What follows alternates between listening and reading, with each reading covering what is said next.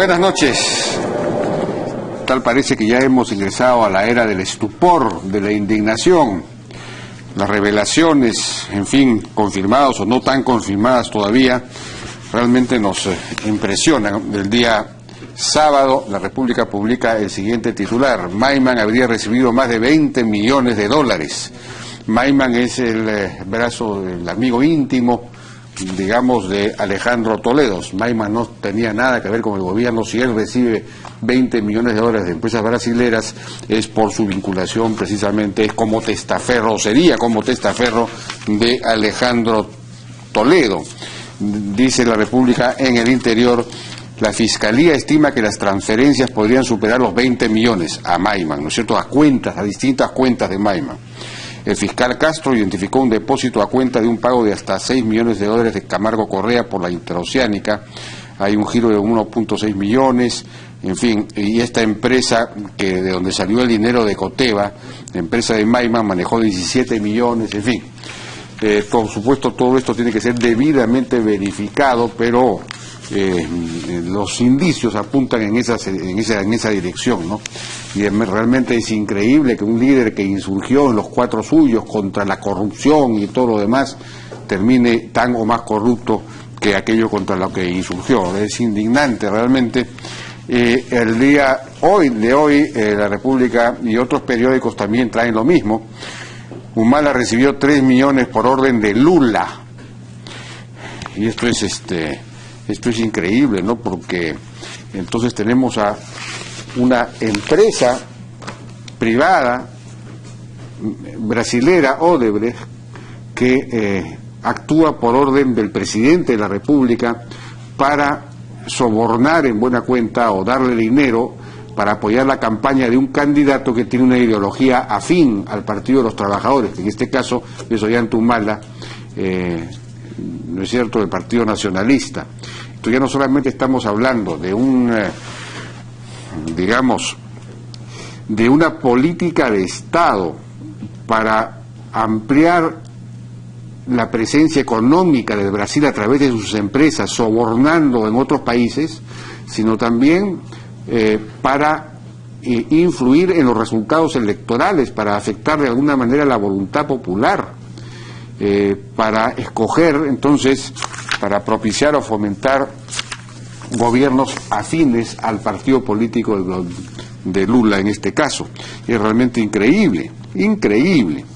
Bueno, hoy día, hace poco menos de una hora, Keiko Fujimori dio a conocer un pronunciamiento. Tenemos un extracto. En primer lugar, invocamos al Poder Judicial y al Ministerio Público a actuar con la celeridad que el caso amerita y a tomar las medidas que correspondan ante la existencia de pruebas concretas que involucran a altos funcionarios en actos de corrupción. En segundo lugar, invocamos también al Poder Ejecutivo a actuar de manera proactiva. Señor Presidente, ¿no permite usted, en su calidad de jefe de Estado y dentro del marco de sus competencias, que empresas comprendidas en estos actos de corrupción y en la entrega de coimas sigan operando o vendiendo sus activos, o lo que es peor, que pretendan participar en nuevas concesiones? Este es un agravio al Perú que considero inaceptable. En Fuerza Popular estamos comprometidos con la búsqueda de la verdad, sin mirar el partido político, nombre y apellido, cargo o función, tanto en el ámbito público como en el ámbito privado. Los peruanos necesitamos que se acabe con la impunidad. Necesitamos recuperar la fe y la confianza en la justicia. Exigimos justicia, pero de inmediato. Bueno, y Alejandro Toledo también emitió un comunicado escrito en su página de Facebook. No lo tengo, no sé dónde está, lo tenía por acá, a ver, en el que dice básicamente que no es verdad que él se haya fugado del país, sino que Él, bueno, viene a pasar, él no vive en el Perú, pues él trabaja en Stanford, en Estados Unidos, y que vino a pasar Navidad acá y Año Nuevo, y ya se iba y se fue, aunque las informaciones dijeron que se iba a Panamá, no a Stanford, pero en fin, dijo que simplemente él trabaja pues en Stanford y no es que se haya fugado del Perú, y que ha ido cada vez que se le ha requerido al Ministerio Público. Y dice al final: expreso mi profunda preocupación por la politización de la información de los casos que maneja el Ministerio Público. Su trascendencia amerita la mayor objetividad y rigor posible. Invoco al fiscal de la Nación a trabajar con absoluta imparcialidad y celo profesional, porque si las fuentes periodísticas se nutren de quienes investigan, se debe estar refiriendo precisamente a la información que dio la República. El debido proceso está en serio riesgo. Las evidencias que se califiquen de contundentes deben mostrarse en las investigaciones judiciales respetando el derecho de defensa. Si hay nombres, también, solo así se evitarán las especulaciones de clara intencionalidad política que no miden el daño que causan a la estabilidad económica del país y que impactan en la institucionalidad y en el tejido de nuestra frágil democracia. Bueno, son frases, digamos, en cuestión, digamos, precisas, ¿no? Son frases que dicen exactamente lo que tendrían que decir. Lo único que no dice Alejandro Toledo es que es mentira. Eso no lo dice. No niega que sea verdad que Maiman haya recibido 20 millones y, claro, implícitamente él, por lo tanto, ¿no? En fin. Estamos con Juan Mendoza, director de la Maestría de Economía en la Universidad del Pacífico, que publicó un artículo en Perú 21 sobre el tema del peaje de los peajes estos en Puente Piedra, y con Jaime Pinto, abogado, para hablar del tema específicamente del peaje de Puente Piedra, y en general podemos hablar de todo esto también, por lo menos rápidamente. ¿Cómo están? Buenas noches, ¿cómo les va? Buenas noches, Jaime. Bueno, quizá podamos comenzar rápidamente con algo que dijo Keiko Fujimori en su declaración de hace una hora. Invoca al Poder Judicial a actuar con solidaridad y tomar las medidas que correspondan, y al Poder Ejecutivo, al Presidente de la República, en buena cuenta le pide que las empresas no sigan operando ni vendiendo sus activos, ¿no? A ver si tengo por acá lo que dijo Keiko Fujimori. Aquí parece que no lo tengo. Un objetivo, ¿no? Más proactividad, más determinación. ¿Dónde está, por favor? Acá, no, esto es Mendoza. Acá está lo de Keiko, sí. A ver, invocamos al Poder Ejecutivo a actuar de manera proactiva. Señor Presidente, no permita usted, en su calidad de jefe de Estado y dentro del marco de sus competencias, que empresas comprendidas en estos actos de corrupción y en la entrega de coimas sigan operando o vendiendo sus activos, o lo que es peor, que pretendan participar en nuevas concesiones. Es un agravio, etcétera. Bueno, ¿hasta dónde se puede llegar en realidad? Digamos, aquí hay dos posiciones, ¿no? Una es, hay que embargar, hay que allanar, hay que impedir, etcétera, un poco lo que está diciendo también Keiko Fujimori acá. La otra es, cuidado, hay contratos que no se puede actuar impulsivamente, hay que actuar con inteligencia, hay que ver cómo actuamos para defender los derechos del país, pero sin que después esto sea, digamos, perjudicial al país, a su vez, por las implicancias que pueda haber. Juan, ¿cómo plantearías esta...? Mira, yo creo que hay que primero poner como primero el valor que no se puede permitir la corrupción, claro, ni el asalto de empresas extranjeras. Ahora, yo le quitaría el nombre de empresa, y no es empresa privada que viene a hacer negocio, es un ladrón que te viene a robar, y ese es con el que has firmado el contrato. Y el otro asunto importante es que hoy día ya sabemos que Odebrecht y las otras empresas, Camargo Correa, que hay que referirnos también, son empresas cuyos directivos no están acusados, están condenados a prisión por corrupción en su país, y sus empresas se han dedicado sistemáticamente a la coima y al soborno. Las últimas revelaciones, si fueran ciertas, calificarían casi como traición a la patria, porque intervenir en la campaña política del Perú, y si hubieran aceptado ese dinero, eso realmente no tiene nombre. Ahora, Yo creo que hay que hacer algo más efectivo, porque si dejamos que vendan sus activos y se desentiendan del problema, que es lo que ha pasado, por ejemplo, en parte ya con Rutas de Lima, Camargo Correa, por si acaso, que es la empresa que le dio la plata a Maiman, que no tiene nada que ver, no tenía por qué recibir plata de ellos, sigue operando en Interoceánica 4. Y la Interoceánica Sur, por si acaso, el tramo 4, sería el primero de los proyectos en el que se coimió de acuerdo al Departamento de Justicia de Estados Unidos. Y nosotros, bien, gracias. Acá tengo el informe de Ocitran. Estamos hablando cifras oficiales. Ha tenido el dato exacto está acá, ha tenido utilidades de más de 100 millones de soles, 80 millones de soles, este consorcio en el 2014 y el 2015, en nuestras narices. Nosotros seguimos pagando. Y el problema de que tú dejes que una empresa venga, haga esa práctica, digamos, venga a coimear, a sobornar, a tener sobreprecio, es que ahuyentas a la verdadera economía de mercado, a las empresas que vienen a hacer plata sobre la base de la eficiencia y no sobre la base del asalto al bolsillo del ciudadano. Entonces, yo no soy abogado, pero el defensor del pueblo también se ha pronunciado y me parece que es la primera autoridad que propone cosas concretas. Evidentemente es el defensor, puede hacer recomendaciones con mucha más libertad, pero uno se pregunta ¿por qué no tenemos ni un solo descubrimiento de parte de la justicia peruana en las investigaciones de corrupción que se vienen siguiendo? ¿Por qué tenemos que leer los diarios del extranjero para enterarnos del asalto que ha sufrido nuestro país? ¿Qué está pasando? Y entonces esto puede llevar, si no se pone coto y no se tiene una actitud firme, a que aparezcan extremismos, porque las personas pueden pensar que esto es economía de mercado y que esto es democracia. Y esto no tiene nada que ver con eso. Esto es robar. Esto es delincuencia. No tiene nada que ver con la democracia, no tiene nada que ver con la estabilidad política. O sea, no informar, como dice con todo respeto el señor Toledo, ¿qué intencionalidad política? Por favor, esta es una información que su amigo ha recibido plata de empresas corruptas en el Brasil. ¿Dónde está la política? Por favor, que nos diga él si es cierto o no es cierto. Eso es lo que nos interesa. Así es, eso es lo único que interesa. Ya no queremos más manipulación. Su reputación está dañada irremediablemente, pero nos tiene que informar si nos ha robado o no. Eso es lo único que queremos saber. De acuerdo.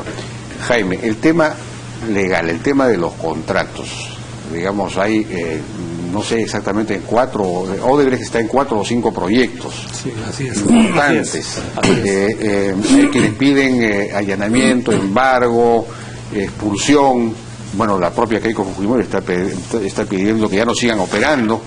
Pero todo eso, digamos, tiene bajo un Estado de Derecho vehículos a través de los cuales se logran esas cosas. Y yo creo que la señora Fujimori recoge bien la indignación ciudadana y eso ha motivado esta declaración bastante política, por cierto, que pide acciones concretas, pide que el presidente Kuczynski tenga una actitud más proactiva y que se tomen medidas exactas. En el Perú existe el Estado de Derecho. Nosotros tenemos un código que se llama el Código Procesal Penal que faculta al fiscal a tomar determinadas medidas. Yo quisiera leer brevemente algunas de estas. Dice: medidas preventivas contra las personas jurídicas. El fiscal, a través del juez, está autorizado para imponer medidas que se requiere. Que requiere suficientes elementos probatorios de la comisión de un delito. Acá es evidentísimo que ha habido la comisión de delitos por parte de Odebrecht y otras empresas. Y después dice las medidas. En cada caso concreto tienes que demostrarlo. Pero en un estado ese es el tema. Pero no. Esto es un proceso que va a durar años. Es un proceso muy largo. Yo te he leído la parte que se refiere a medidas preventivas. Ya. Acá hay suficientes elementos de la comisión de delitos. Y después tú necesitas tomar esas medidas preventivas a fin de poner término a la permanencia o prolongación de los efectos lesivos del delito, peligro concreto que a través de la persona jurídica se obstaculizará la averiguación de la verdad o que se cometan delitos de la misma clase que aquel por el cual se procede. Entonces, yo lo que he dicho es, el Ejecutivo está un poco ahí como que no está tratando de ver qué cosa puede hacer. El procurador representa los intereses del Estado, de todos nosotros. El procurador tiene que tener una actitud mucho más proactiva. Lo que pasa es que si ve que las autoridades máximas del Ejecutivo no hacen mucho, desde luego se queda un poco. Entonces el procurador es el que solicita al fiscal determinadas actuaciones. El procurador le solicita, bueno, trave, embargo, solicite intervenciones telefónicas, en los registros públicos, en las cuentas bancarias, nombre un interventor. Hay muchísimas medidas que están contempladas en el Código Procesal Penal que permiten que dentro del marco de un Estado de Derecho y respetando los contratos, se cuiden y se protejan los bienes tutelares que permitirían una investigación más adelante. Nadie está planteando que se patee el tablero, que se desconozcan los contratos, que se saque un decreto de urgencia. Ese no es el camino. Ese es el camino que realmente nos lleva a que al final de cuentas terminemos pagando las cuentas los peruanos a través de los... Sí, pues hay que cuidar ese lado. Pero eso es la Fiscalía, por ejemplo, ha llegado a un acuerdo, es decir, Odebrecht se ha presentado a la Fiscalía del Perú y ha llegado a un acuerdo preliminar para entregar información, y ha entregado ya, o entregaría 30 millones de soles, claro. La Fiscalía de Panamá ha conseguido los 59 millones de dólares que se supone que están que equivalen a los sobornos que habría hecho esa empresa. Sin que haya habido obras en Panamá, ni una sola, por si acaso. ¿No ha habido obras? Ni una sola. Quizás el canal de Panamá. Simplemente porque pasó la plata por ahí, esta compensación. ¿Ah, sí? Así. Y acá tenemos miles de millones de dólares y nos ofrecen 30 millones. Desde luego, no cabe ninguna duda. Lo que pasa es que acá está negociando una institución muy débil. Ese es el gran problema que estamos descubriendo en todo este esfuerzo. El presidente del Poder Judicial ha dicho: nosotros estamos listos, preparados, pero la verdad es que nos ha agarrado a todos por sorpresa. El Poder Judicial ni la Fiscalía están realmente en una capacidad de tener la fortaleza para negociar con estos, como bien dice el doctor Mendoza, con una institución que ha corrompido los últimos 14 años en nuestra sociedad. Entonces, pero yo creo que sí hay. Lo que pasa es que tiene que haber una actitud más decidida y proactiva del Ejecutivo. El Ejecutivo está un poco diciendo, bueno, que la Fiscalía investigue y que el Poder Judicial determinen, pero tiene que haber una orientación de parte del Ejecutivo. Tiene que se ejecuta a través de los procuradores. El procurador es quien tiene que llevar... Pero el procurador se ha informado que va a participar en estas negociaciones con Odebrecht y va a exigir una reparación civil, pero tiene que plantear un proceso judicial. El presidente Kuczynski hace como 3 semanas dijo... Pero hay un acuerdo que se está llegando con Odebrecht, pues, aparte el acuerdo, no sé... Yo creo que el acuerdo tiene que tener solamente 2 cosas importantes, además de todos los temas de confidencialidad, en fin. ¿Quiénes son las personas que han recibido sobornos? Pero esa es la importancia del acuerdo, eso la revelación de los nombres. Eso es lo que nos interesa. Eso, si hay un acuerdo, ya se tiene que conocer, ¿no? Claro. Pero una cosa, el defensor del pueblo ya ha dicho, ya ha mencionado justamente este artículo 302 del Código Procesal Penal, que permite medidas cautelares anticipadas en fase de diligencia preliminar para evitar que los corruptos se pongan a buen recaudo o que vendan los bienes involucrados, porque ahí es muchísimo más difícil recuperar la plata. O sea, ¿por qué no le hacemos caso al defensor? ¿Cuál es el problema? Por ejemplo, según lo que informa hoy día Perú 21, el señor Jorge Barata, que ya sabemos quién es, que además se ha acogido en su país a un acuerdo de delación premiada, o sea que ha admitido que ha estado corrompiendo gente, y ha trabajado exclusivamente en el Perú. O sea, ¿dónde puede haber corrompido? Claro. No ha sido en otro país, sino en el nuestro. Él todavía sería apoderado de Rutas de Lima, mientras estamos hablando. Entonces, a mí me gustaría saber si en este acuerdo que ya alcanzó la Fiscalía o habría alcanzado con Odebrecht, que ya es una empresa que ha declarado que son corruptos, primero, ¿hay algún acuerdo para que no se vendan los bienes? Porque no sé qué están haciendo vendiendo el gasoducto del sur, si es así. Hay un acuerdo para que se embarguen los activos de las personas que habrían recibido dinero, porque si no, ¿cuál es el acuerdo? ¿Para qué sirve el acuerdo? ¿Para ganar tiempo? En el tema del gasoducto del sur hay el hecho clarísimo de que el 23 vence el plazo para el cierre financiero. Se sabe que no se va a lograr, es decir, aparentemente. Todo indica que es imposible que se logre, ¿no? Entonces, en ese momento, el gobierno puede declarar la caducidad o, digamos, la terminación del contrato, ejecutar la garantía y aún más, eventualmente, no sé, en fin. Ese va a ser el punto claro, es decir, qué es lo que va a actuar, qué es lo que va a hacer el gobierno en ese caso, ¿no? Pero recordemos lo que el Ejecutivo nos dijo hace pocas semanas: ya sale el gasoducto del sur, ya se va a vender. y con todo respeto por nuestras autoridades en el Ejecutivo, ¿cuál es la estrategia, cuál ha sido la estrategia de Odebrecht respecto del gasoducto del sur? ¿Cuál? ¿Participar en la licitación? No, deshacerse del activo. Eso es lo que Odebrecht quiere. No. Es más, según lo que el propio ministro, bueno, ojalá, según lo que el propio ministro Torne nos ha dicho, incluso la sugerencia que lo que salga de la venta se quede ahí, no es del Perú, es de Odebrecht. O sea, no tenemos ni una sola iniciativa, ni una sola idea para esto. Esa es una desnudez de ideas que me parece increíble. Recibo un WhatsApp que dice que tiene Odebrecht en Panamá desde agua potable hasta autopistas desde el 2006. Ver Odebrecht me corrijo, ese es un detalle, pues da lo mismo. No, ya sé, pero me llamó la atención ese porque son 59 millones de dólares, mucho más, es decir, además es un acuerdo inicial, ¿no es cierto? Claro. Entonces, yo pienso que necesitamos más. Ahora, si podemos comentar un momentito el peaje. Sí, no, porque claro. Esta es una cosa que me pareció bien. Mira, primero, yo creo que hay que sospechar de corrupción en todo lo que ha hecho Odebrecht, porque sería rarísimo que tú seas corrupto en Brasil, en Colombia, en Panamá, en Ecuador y no en el Perú. Y ahora sabemos que lo ha sido en el Perú. Lo ha reconocido. Claro.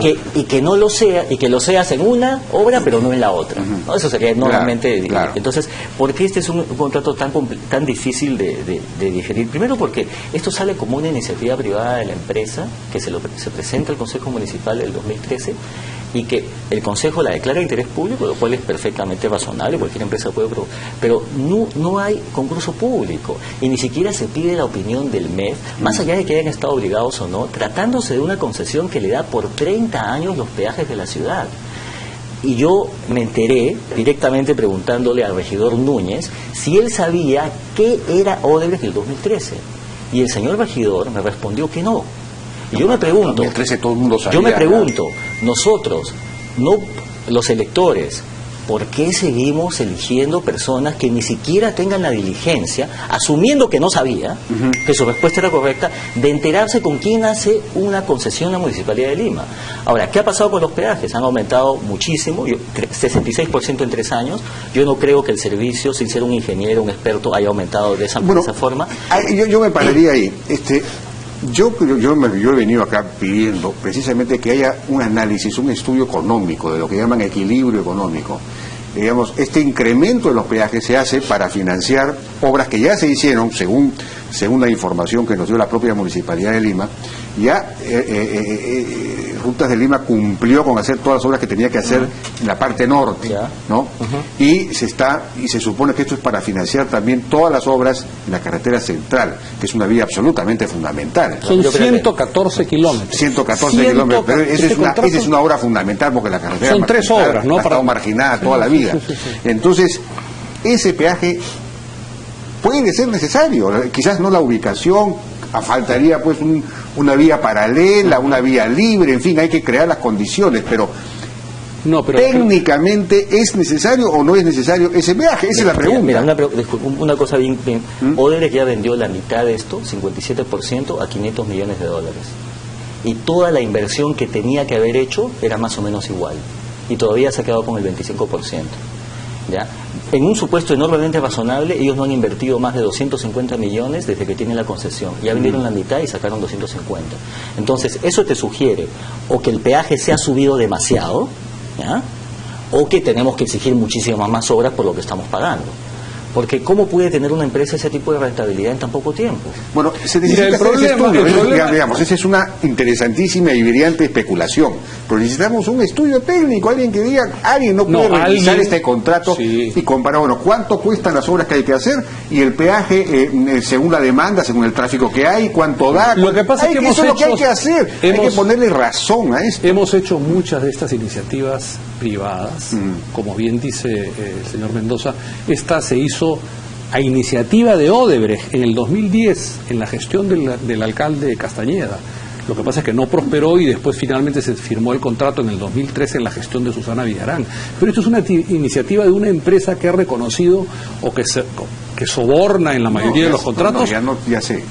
O que sobrevalúa. Entonces, yo estoy de acuerdo contigo que hay que hacer un estudio riguroso de cuáles son las inversiones que ha desarrollado Lo que es cierto es que efectivamente Susana Villarán habría recibido, aunque no de Odebrecht, sino de OAS, apoyo para la campaña, aunque el señor Fabre no se sabe quién lo pagó, de repente lo pagó, digamos, que le ayudó en la campaña contra la revocatoria. Digamos, por ahí podría venir el tema. Pero este contrato, estamos hablando de Rutas de Lima, tiene unas disposiciones que son absolutamente inusuales. Tú sabes que ahora, si es que hay actos de protestas sociales y, como ha dicho el presidente y ratificado por el alcalde, se suspenden los peajes, esos peajes no van a ser asumidos por el concesionario. Esos suspensión de los peajes va a ser asumido por la Municipalidad de Lima. Claro. Hay una cláusula que es insólita. Dice, en la eventualidad de que cualquiera de las unidades de peaje no pudiera cobrar, debido a actos de protesta social y de terceros que directamente o indirectamente impidan o afecten materialmente el funcionamiento de los peajes, eso lo paga la municipalidad. Esta es una cláusula absolutamente insólita. Bueno, no, pero ¿cómo, digamos, si hay un acuerdo entre dos partes y el servicio que tú me das y las obras que tú vas a construir cuestan tanto, yo tengo que pagarte con un peaje, si el peaje no funciona, alguien tiene que pagarlo. Bueno, pero se determinará. Eso es completamente normal. No, pero la lógica, el concesionario no se compromete a hacer nada. Pero puede ser un acto de fuerza mayor, se discutirá más adelante, pero el hecho de que protestas sociales sean asumidas por la Municipalidad de Lima es bien inusual. Yo nunca lo he visto en ningún contrato. Yo quisiera bueno, eso es el imponderable, la contingencia, digamos. Que hace que no está descrito como un caso fortuito, está descrito como protestas sociales. Sí, no, esto es una cosa rara. Sí, eso es lo que quiero decir, nada más. Decir brevemente. Un momentito, sí. Perdóname, Juan. Sí. Es una comunicación de la Fiscalía de la Nación. Dice, no es exacto lo de los 59 millones de Panamá, están en conversaciones, es lo planteado por la Fiscalía, pero falta negociar.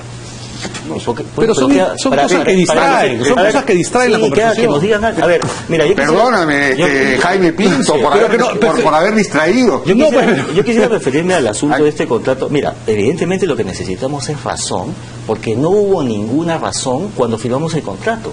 Este es un contrato leonino. Esto no es oponerse a la inversión privada ni que se hagan las obras. ¿Por qué es lo ¿Qué cosa pone el privado? ¿Dónde está el riesgo del privado? Si primero le das la concesión por 30 años, de ahí financia la obra, ¿ya? Y en menos de 3 años vende a 500 millones de dólares y todavía se queda con 25%. O sea, eso quiere decir que los términos que hemos negociado, no hay que hacer estudio adicional. El mercado nos dice, porque Brookfield ya le compró, que Odebrecht nos metió la mano al bolsillo. O sea que ese peaje no se necesita. No, eso no quiere decir que no se necesite. No, pero yo no creo que... Eso quiere decir que los términos del contrato son lesivos para el país, y eso tampoco quiere decir que no se necesite colaboración con el sector privado. Pero si va a venir una empresa privada que te va a poner de rodillas, que es lo que ha hecho Odebrecht con el municipio de Lima en 2013, tú vas a aceptar sus condiciones, incluida la cláusula 10.4, que es vergonzosa. Y nosotros después vamos a decir, porque hay que mantener la estabilidad jurídica, no podemos hacer nada. ¿Qué podemos hacer? Espérate, mira, el alcalde ha dicho, yo estoy atado de manos, no puedo hacer nada. Una soberana lavada de manos respecto de un contrato de 30 años, que tiene al norte de Lima indignado. Entiendo que van a hacer una protesta también en el Ramiro Priale. Entonces, yo creo que el propio contrato contiene mecanismos que podrían justificar salirnos del contrato. La cláusula 17.7 dice, el concedente, o sea la Municipalidad de Lima, tiene la facultad de poner término unilateral al contrato por razones de interés público debidamente fundadas.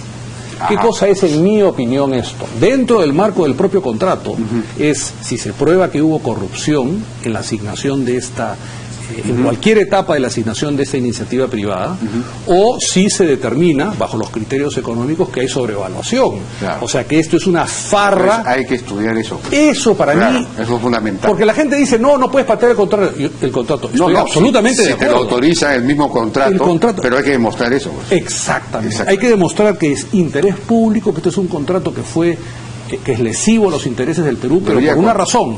Yo, digamos, el hecho de ganar dinero y haber invertido 250 y venderlo... contratar a la Universidad del Pacífico, que haga un estudio inmediatamente. No va a la Universidad del Pacífico. ¿Ah? No, tienes que contratar una compañía internacional, hacer una licitación internacional, traer una firma y que te determine realmente los costos de esta inversión. Ahora, el problema es que, como bien dice el señor Mendoza, está Brookfield, que ha comprado esta participación hace 10 meses.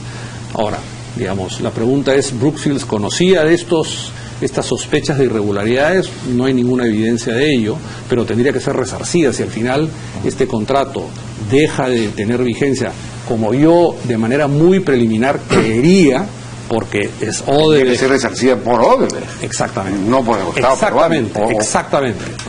Entonces, al final, en los países modernos, el tener procesos judiciales no es un pecado. Acá yo noto una resistencia. No, acá tienen que defenderse. Acá Odebrecht, yo, digamos, uso con algunos amigos la analogía de la bonanza minera que hemos gozado el Perú los últimos 8 o 10 años. Las empresas brasileñas han llevado una buena porción de la riqueza generada en el Perú, a través de las regalías, a través de los impuestos, a través de los gobiernos regionales, los gobiernos municipales, se la han llevado, pero de una manera ilegítima, porque han estado cometiendo delitos en el Perú. Y esa creo que es el sustento de la indignación del peruano, ¿no? De acuerdo, bueno. De repente Brookfield, quisiera agregar, es como el regidor Núñez, no sabe que es Odebrecht, ¿no? No ha investigado, no sabe que su dueño está en prisión, porque extraña, mira, es un fondo de inversión, y tú a los que te ponen la plata le vas a decir, oye, voy a comprar justo esa empresa en Perú y en Brasil que tiene problemas, que su dueño está en prisión. Si la compra un sencillo, pues no la compra $500 millones. Yo quisiera mañana en la mañana, a las 4, prender los noticieros en la mañana y saber 4 detenciones preliminares de gente que recibió sobornos. Eso restauraría un poco la moral de la sociedad peruana, que está hoy día asombrada de la inacción. No me importa cómo se hace, pero que se identifiquen y se ordene detención preliminar a 3 o 4, no de los chiquitos, no del señor que firmó el papel en el Ministerio de Energía y Minas, que probablemente es un funcionario honrado, de los que recibieron los sobornos. Y la Fiscalía no tiene por qué preocuparse, porque si es que realmente llegó a un acuerdo, los nombres se los ha dado el propio Odebrecht. Entonces, ¿qué estamos esperando? Sí, pues. Mira, si no defendemos esto, si no acabamos con la impunidad, la economía de mercado, que es la base del progreso en nuestro país, está en riesgo. De acuerdo. Muchísimas gracias entonces a Juan Mendoza y Jaime Pinto por su participación en la Hora N.